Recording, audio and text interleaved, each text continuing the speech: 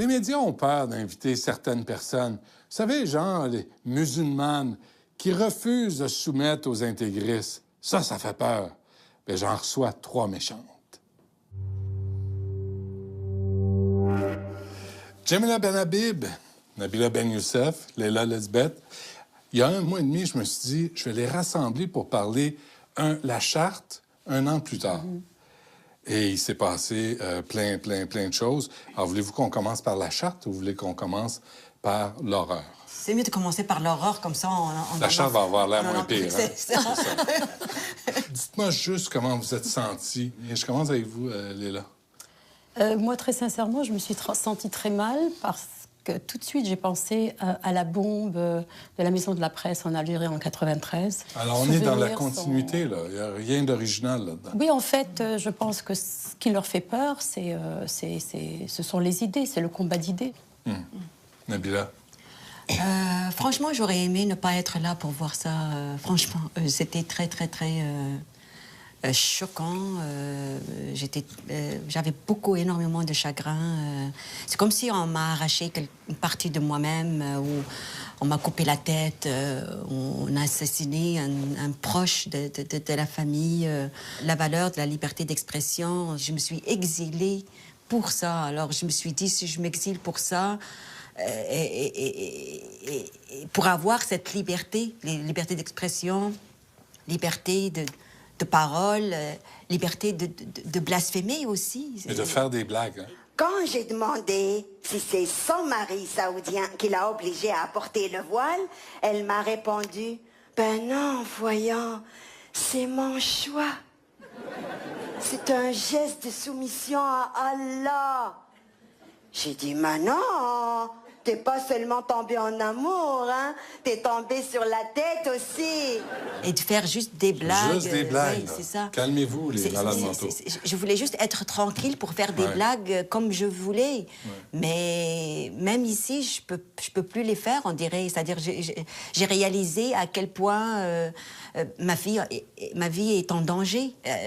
J'ai jamais eu peur autant. Vraiment. Jamila? Qu'est-ce que tu veux que je te dise, Benoît? Il n'y a rien à dire, là. Tous les mots ne suffiraient pas à exprimer ma peine, à exprimer ma colère, à tout exprimer, franchement. C'est facile, là, d'être Je suis Charlie. Aujourd'hui, c'est facile. En 2007, en 2006, quand il y a eu les premières caricatures de Mahomet, quand Charlie les a reprises, quand les médias ont préféré ne pas les diffuser, ont laissé, comme Ezra Levant disait, le polémiste canadien, il disait, si tous les médias avaient publié les images de Mahomet, on n'aurait pas ciblé autant Charlie Hebdo. Est-ce que ça vous... Et quand on voit la marche, là, il y avait le numéro 2, la diplomatie saoudienne, à la marche à Paris, avec... c'est presque devenu une blague, là, dire « je suis Charlie ». Ben écoutez, quand quelqu'un, quand même, fouette un citoyen, tous les vendredis, après l'heure de la prière, venir dire « je suis Charlie », oui à la liberté, oui à la société de droit démocratique qui affirme ensemble aujourd'hui qu'elle gagne par rapport à ces chevaliers de l'obscurantisme qui nous ont attaqués. Quand vous voyez Philippe Couillard, le premier ministre, parler des chevaliers de l'obscurantisme à la marche de Québec, et j'étais chez moi, je me disais, de qui il parle, au juste? Trouvez-vous qu'on n'a pas le réflexe de dire, voici de qui on parle? À quoi peut-on s'attendre de Philippe Couillard? Honnêtement, je veux dire, peut-on s'attendre à ce qu'il devienne, du jour au lendemain, un chantre du combat contre les intégrismes, et en particulier de l'intégrisme musulman? Je sais pas, t'es pas naïf à ce point, quand même. Je garde espoir. Je trouve ça aberrant qu'on réagisse pas, Et même vous autres, là, vous, en particulier dans la presse, on vous a écorché. Toi, t'es une hystérique. Vous êtes au Conseil du statut de la femme. Toi, t'es une crise de folle. Moi, j'ai une image à vous proposer, moi, qui remonte à 2005. J'aimerais ça que vous la regardiez puis vous me donniez votre réaction. C'est une journaliste de la presse. C'est Laurent Julie-Perrault de la presse. Non, mais ça, on a reconnu. Notre ami Salman Aoui. Ben oui, en 2005, elle reçoit une plaque. Oui. Ben oui. Non, c'est pas vrai. Ben oui. Oui. Et ce type voulait amener la charia au Québec. Là. Mais il n'a pas changé d'avis, il veut toujours. Puis elle est fière de cette plaque-là. Absolument. Elle est fière. Hein? Ouais. C'est ça, justement, en fait, qui est désolant aujourd'hui Ouais, en c'est Occident. Qu'est-ce qui est désolant? Expliquez-nous. Ben, ce qui est désolant, c'est qu'aujourd'hui, l'Occident ne se bat plus pour les idées, pour les valeurs pour lesquelles ses prédécesseurs se sont battus. C'est-à-dire le combat pour la laïcité, le combat pour la démocratie. L'Occident ne porte plus ces valeurs. Et c'est ce qui est désolant. Nous avons quitté nos pays. Mais ça vous rattrape, là. Oui, mais c'est pas pour faire une expérience thermique, comme a dit Boukhar Diouf. Nous sommes venus pour être considérés comme des citoyens et des citoyennes. Parce que le pays d'où je viens, moi, j'étais une citoyenne de seconde zone.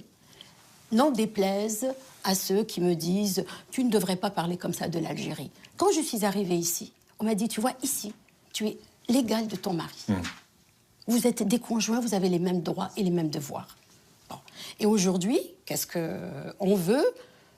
On me refuse justement ce pourquoi je suis venue ici, c'est-à-dire être considérée comme citoyenne, pour me voir en tant que, comment dirais-je, un individu appartenant à la communauté musulmane. C'est ça.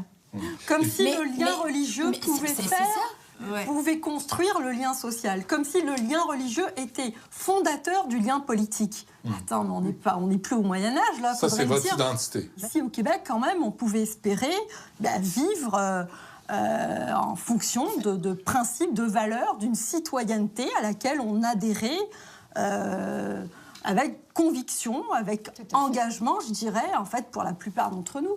Le fossé, il est clair entre les élites, d'une part, qui sont, pour la plupart, multiculturalistes, et la grande masse des Québécois, c'est-à-dire qui, dans leur tête, c'est réglé. C'est réglé. Pour la plupart des Québécois, la séparation entre le politique et le religieux, c'est une affaire qui est dépassée. Pourquoi? Parce que dans leur vie quotidienne, ils n'ont pas à le faire. Donc, il faudrait quand même saluer cette population québécoise qui s'est tenue debout malgré le matraquage médiatique qu'il y a eu voilà quelques mois. Vous imaginez, jour après jour, on a essayé de nous vendre la thèse de la charte raciste. Jour après jour, xénophobe, islamophobe. Et on a essayé de nous vendre plusieurs thèses. La dernière en date en est l'histoire des loups solitaires, avec l'intégrisme musulman, c'est un fantasme, avec ce fameux reportage d'enquête, qui n'avait strictement... Qui ont trouvé aucun cas d'intégrisme rien. Partout à Montréal, au Québec. Aucun. Alors Laura Julie Perrault, là, le lendemain de la fusillade, parlait l'islamophobie. Il n'y en a pas de cas d'islamophobie au Québec. Corrigez-moi, je me trompe. Mais s'il y en a, on ne les tolérera pas. On va intervenir parce que c'est un crime contre la personne. Alors, il y a comme cette manipulation de toujours vouloir culpabiliser les Québécois, de vouloir s'affirmer et de dire, voici chez nous, voici comment on veut vivre. Et c'est l'égalité homme-femme, c'est pas négociable. Et quand on affirme ça, on devient islamophobe. Moi, je vois qu'il y a de plus en plus de gens... Moi, quand j'ouvre les journaux maintenant, il y a de plus en plus de gens qui s'expriment, qui se prononcent, qui parlent. Je pense que ça a déclenché quelque chose, ça a fait un déclic dans la tête de beaucoup, ce qui s'est passé à Paris mercredi dernier. Ouais. Oui. Maintenant, pour le racisme. Pour moi, il y a le racisme de façon générale. Et nul n'y échappe. Il n'y a pas de peuple là qui peut se dire je ne suis pas raciste. Oui, le racisme contre les musulmans, ça existe. On ne va pas se le cacher. Mais le racisme entre musulmans, ça existe aussi. Et les musulmans sont aussi racistes. Parce que le problème, ce n'est pas des gens qui osent parler. Le problème, c'est des gens qui n'acceptent pas que d'autres parlent parce qu'ils n'ont pas les mêmes idées qu'eux et qui sont même prêts à les assassiner. C'est ça le véritable problème. Que l'on soit pour ou contre les religions, c'est qu'aujourd'hui, nous avons un groupe qui est minoritaire et qui a confisqué la religion musulmane. Elle lui appartient. C'est lui qui l'a définie comme il veut. Ce groupe-là. Oui, ce groupe-là. Donc, nous n'avons pas le droit de critiquer la religion. Nous n'avons pas le droit de rire de la religion.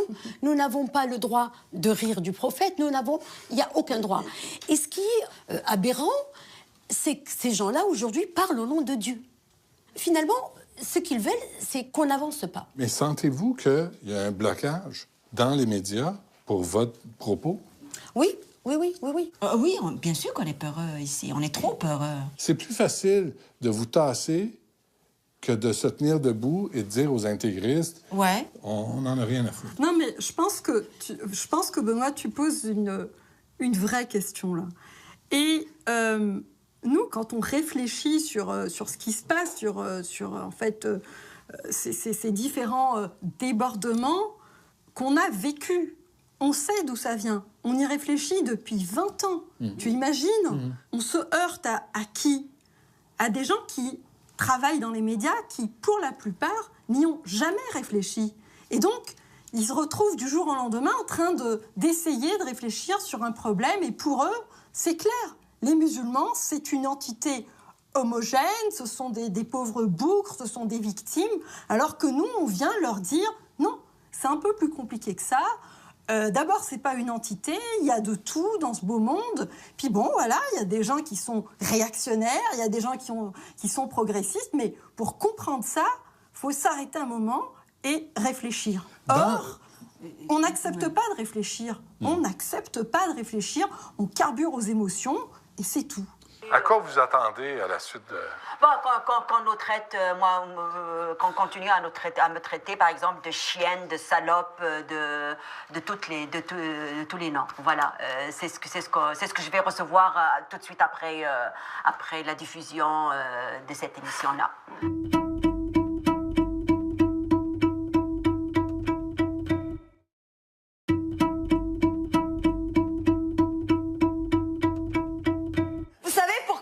Intégristes forcent les filles à cacher leur tête pour éviter d'être trop en chaleur en les regardant.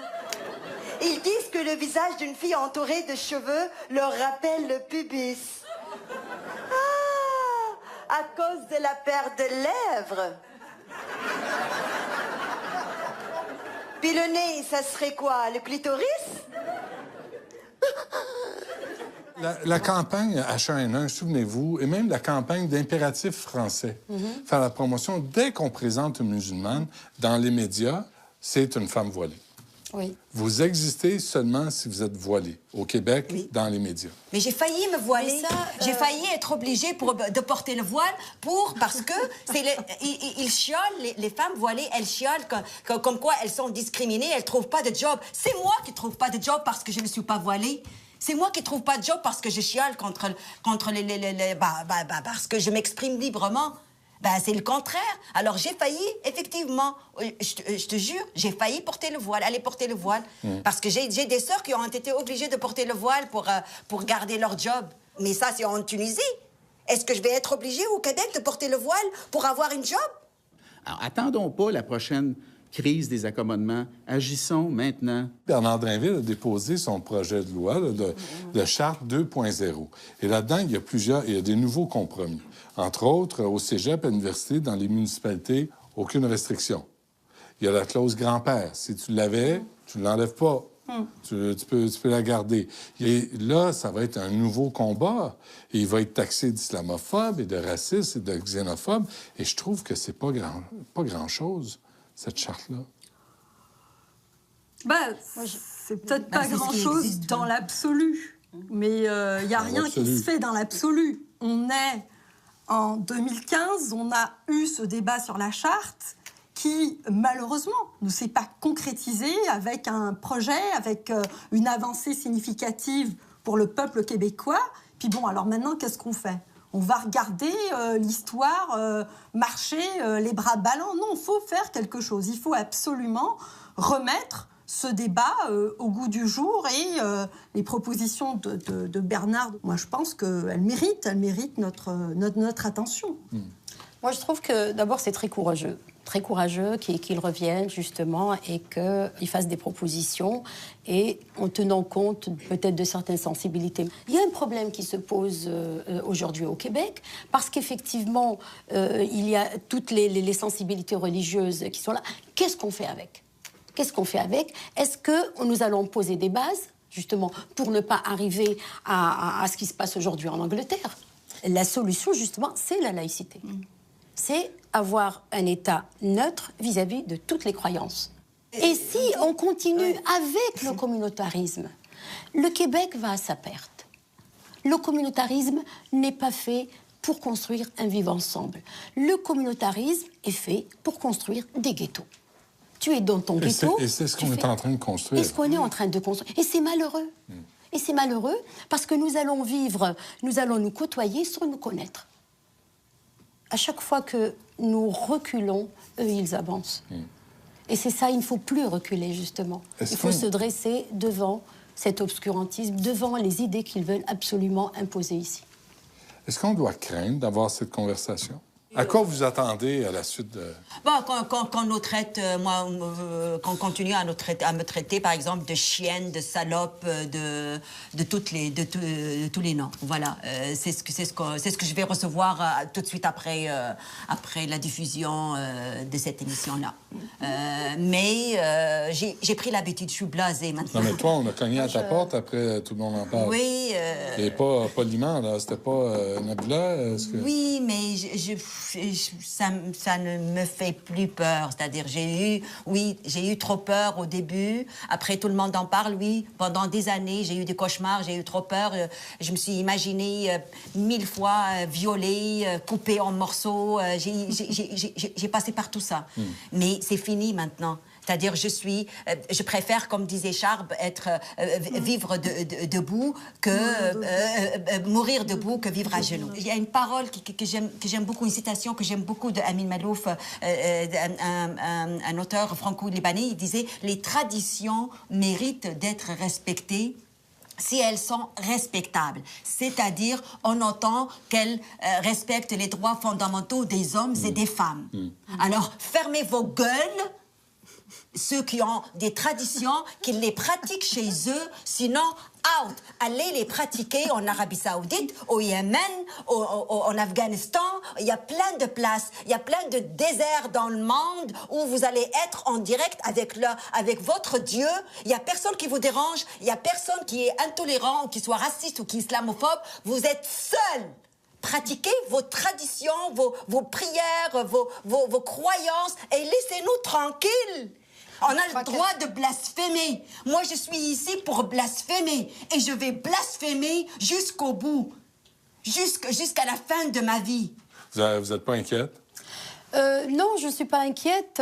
Pourquoi? Parce qu'en fait, je pense que l'inquiétude, je l'ai eue, et la peur, je l'ai eue en Algérie. Donc, on peut vivre sa peur. J'ai appris à la maîtriser. Et j'ai un autre atout, c'est que moi, je ne suis pas sur les réseaux sociaux. Donc, je leur laisse les réseaux sociaux, je leur laisse leur folie, je leur laisse... voilà. Alors, Jamila, je te pose même pas la question. Merci beaucoup. Merci d'être venu à l'émission.